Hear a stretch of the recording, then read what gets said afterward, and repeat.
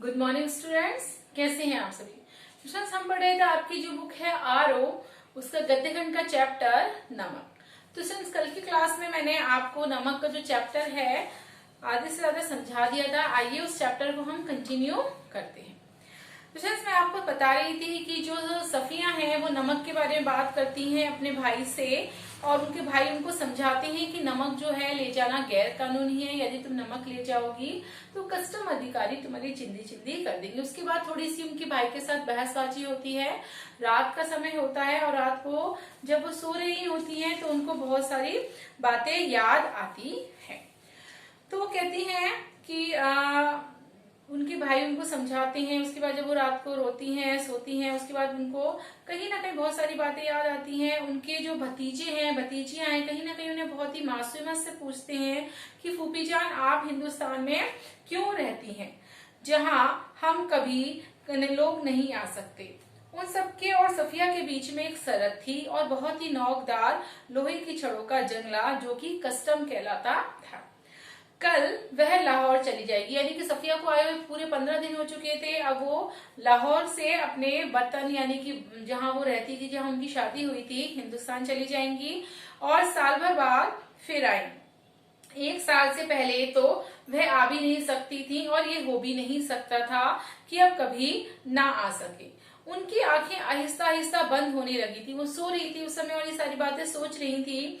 फिर उसे एक सफेद दुपट्टे का दूधिया आंचल लहराता दिखाई देने लगा, जिस पर यहाँ वहां सितारे झिलमिला रहे थे। हमें वहां से आए तो बहुत दिन हो गए हैं। यहाँ हमारी कोठी भी है, बिजनेस भी है, हम यहाँ बस भी गए हैं, पर हमारा वतन जो जी लाहौर ही है। उसे उस सिख बीबी की याद आ रही थी, उनकी बातें याद आ रही थी कि उन्होंने मुझसे लाहौरी नमक मंगवाया था। मैं वो नमक अब किस प्रकार से ले जाऊंगी।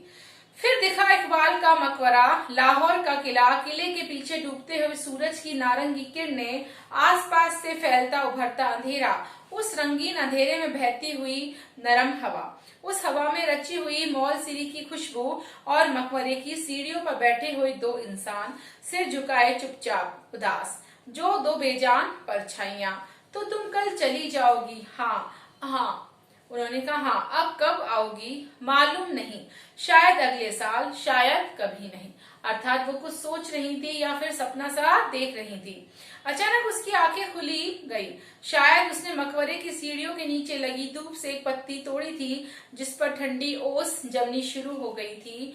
हुआ ये था कि नींद में करवट लेते हुए उसके जो हाथ थे बच्चों, वो कीनों से लबालब भरी टोकरी पर जा पड़े थे। रसीले ठंडे कीनों जिनको देते वक्त उसके दोस्त ने कहा था, ये हिंदुस्तान पाकिस्तान की एकता का मेवा है। सफिया फर्स्ट क्लास के वेटिंग रूम में बैठी थी। दिल्ली तक का किराया उसके भाई ने दिया था। वह हाथ में टिकट दबाए वेटिंग रूम के बाहर प्लेटफॉर्म पर टहल रही थी, यानी कि वो निकल चुकी थी अगले दिन और वो ट्रेन में बैठी हुई थी। वह अंदर बैठी चाय की प्याली हाथ में लिए कीनों की जो टोकरी थी उस पर अपनी निगाहें जमाई हुई थी और सोच रही थी कि आसपास इधर लोग कितने लोग हैं, लेकिन सिर्फ वही जानती है कि टोकरी की तह में कीनों के नीचे नमक की पुड़िया है। अर्थात वहां जो भी लोग हैं टहल रहे हैं, उन्हें किसी को नहीं पता कि यहाँ पर नमक है। जब उसका सामान कस्टम पर जांच के लिए बाहर निकाला जाने लगा तो उसे झिरझिरी सी आई और एकदम से उसने फैसला लिया कि मोहब्बत का ये जो तोहफा है चोरी से नहीं जाएगा, नमक कस्टम वालों को दिखा के जाएगी। उसने फैसला लिया कि वो नमक को जो ले जा रही है कीनियों की टोकरी में दबाकर उसको वो कस्टम अधिकारियों को दिखाकर बताकर ले जाएगी। उसने जल्दी से पुड़िया निकाली और हैंडबैग में रख ली, जिसमें उसका पैसों का पर्स और पासपोर्ट आदि थे। जब सामान कस्टम से होकर रेल की तरफ चला तो वह एक कस्टम अफसर की तरफ बढ़ी। ज्यादातर मेजें खाली हो चुकी थीं, पर एक दो पर इक्का दुक्का सामान भी रखा था। वहीं एक साहब खड़े थे, लंबे कद, दुबले पतले जिस्म, खिचड़ी बाल, आंखों पर ऐनक। वे कस्टम अफसर की वर्दी पहने तो थे, मगर उन पर वह कुछ जच नहीं रही थी। सफिया जो थी उनसे थोड़ा सा हिचकिचाकर बोली कि मैं आपसे कुछ पूछना चाहती हूँ। उन्होंने नजर भरकर उसे गौर से देखा और बोले, फरमाइए। उनके लहजे में सफिया की जो हिम्मत थी वो और बढ़ा दी। आप आप कहाँ के रहने वाले हैं? उन्होंने कुछ हैरान होकर उसे फिर गौर से देखा और उन्होंने कहा कि मेरा जो वतन है वो दिल्ली है। आप भी तो हमारी तरफ की मालूम होती हैं, अपने अजीजों से मिलने आई होंगी। जी हाँ, मैं लखनऊ की हूँ, अपने भाइयों से मिलने आई थी। वे लोग इधर आ गए हैं। आपको तो शायद इधर आए। जी, जब पाकिस्तान बना था तभी आए थे, उस ऑफिसर ने कहा, मगर मेरा वतन तो दिल्ली ही है। सफिया ने हैंडबैग मेज पर रख दिया और नमक की पुड़िया निकाल कर उनके सामने रख दी और फिर आहिस्ता आहिस्ता रुक रुक कर उनको सब कुछ बता दिया। उन्होंने पुड़िया को धीरे से अपनी तरफ सरकाना शुरू किया।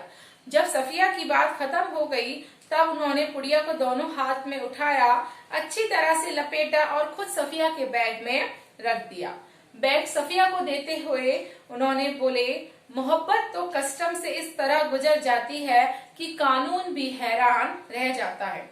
मैं चलने लगी तो वे भी खड़े हो गए और कहने लगे, जामा मस्जिद की सीढ़ियों को मेरा सलाम कहिएगा और उन खातून को ये नमक देते वक्त मेरी तरफ से कहिएगा कि लाहौर अभी भी उनका वतन है और दिल्ली मेरा। बाकी सब रफ्ता रफ्ता ठीक हो जाएगा। सफिया कस्टम के जंगले से निकलकर दूसरे प्लेटफॉर्म पर आ गई और वहीं खड़े रह गए। प्लेटफॉर्म पर उसके बहुत से जो दोस्त थे, भाई, रिश्तेदार हसरत भरी नजरों से उसे देख रहे थे। आंसुओं, ठंडी सांसों और भिजे हुए होठों के बीच में से काटती हुई रेल सड़क की उस पार आ गई। अटारी में पाकिस्तानी पुलिस उतरी और हिंदुस्तानी पुलिस सवार हो गई। कुछ समझ में नहीं आता था कि कहां से लाहौर खत्म हुआ है और किस जगह से अमृतसर शुरू हुआ है। एक जमीन थी, एक जवान थी, एक सी सूरतें और लिबास एक सा, लबो लहजा और अंदाज थे। गालियां भी एक सी थी जिनसे दोनों बड़े प्यार से एक दूसरे से वो नवाज रहे थे। बस मुश्किल सिर्फ इतनी थी कि भरी हुई बंदूक दोनों के हाथों में थी। अमृतसर में कस्टम वाले फर्स्ट क्लास वालों के सामान की जांच उनके डिब्बे के सामने ही कर रहे थे। सफिया का सारा सामान देखा जा चुका था। वह उस नौजवान कस्टम अफसर की ओर बढ़ी जो बातचीत और सूरत से बंगाली लगते थे। लेकिन मेरे पास नमक है थोड़ा सा। फिर उसने हैंडबैग खोला और वह पुड़िया उनकी तरफ बढ़ाते हुए अटकते, झिझकते, हिचकिचाते हुए उनको सब कुछ कह सुनाया। उन्होंने सिर झुका लिया, सुनते रहे, बीच बीच में सिर उठाते, गौर से उसे देखते और फिर सुनने लगते। बात पूरी हो गई तो उन्होंने एक बार फिर सफिया को ऊपर से नीचे तक देखा, धीरे से बोले, इधर आइए जरा। चलते चलते उन्होंने एक दूसरे से कहा, इनके सामान का ध्यान रखिएगा। प्लेटफॉर्म के सिरे पर एक कमरा था। वे उसके अंदर घुसे। सफिया धाकेल होते हिचकिचाई। वे मुस्कुराकर बोले, आइए आइए ना। जेब से रुमाल निकाल कर उन्होंने कुर्सी को झाड़ा और बोले, बैठिए। सफिया ने पुड़िया और बैग को मेज पर रख दिया। बाहर की तरफ झांककर उन्होंने एक पुलिस वाले को इशारा किया। सफिया के पैरों तले जमीन खिसकने लगी। अब क्या होगा? वो थोड़ी सी घबरा गई थी। 2 चाय लाओ, अच्छी वाली। पुलिस वाला सफिया को घूरता हुआ चला गया। फिर उन्होंने मेज की दराज खींची और उसमें अंदर दूर तक हाथ डालकर एक किताब निकाली। किताब को सफिया के सामने रखकर उन्होंने पहला सफा खोल दिया। बाई ओर नजरुल इस्लाम की तस्वीर थी और टाइटल वाले सफे पर अंग्रेजी के कुछ धुंधले शब्द थे। शम्सुल इस्लाम की तरफ से सुनील दास गुप्ता को प्यार के साथ, ढाका 1946। तो आप क्या ईस्ट बंगाल के हैं? सफिया ने उनसे पूछा। हाँ, मेरा वतन ढाका है, उन्होंने बड़े फक्र से जवाब दिया। तो आप यहाँ कब आए? जब डिवीजन हुआ तभी आए, मगर हमारा जो वतन है वो ढाका है। मैं तो कोई 12-13 साल का था जब नजरुल और टैगोर को तो हम लोग बचपन से पढ़ते थे। जिस दिन हम रात यहाँ आए उस दिन ठीक 1 वर्ष पहले मेरे सबसे पुराने, सबसे प्यारे और बचपन के दोस्त ने मुझे ये किताब दी थी। उस दिन मेरी सालगिरह थी। फिर हम कलकत्ता रहे, पढ़े, नौकरी भी मिल गई, पर हम वतन आते जाते थे। वतन? सफिया ने जरा हैरान होकर पूछा। मैंने आपसे कहा ना कि मेरा वतन ढाका है। उन्होंने जरा बुरा मानकर कहा, हाँ हाँ ठीक है। सफिया जल्दी से बोली, तो पहले तो बस इधर की कस्टम था, अब उधर भी कुछ गोलमाल हो गया है।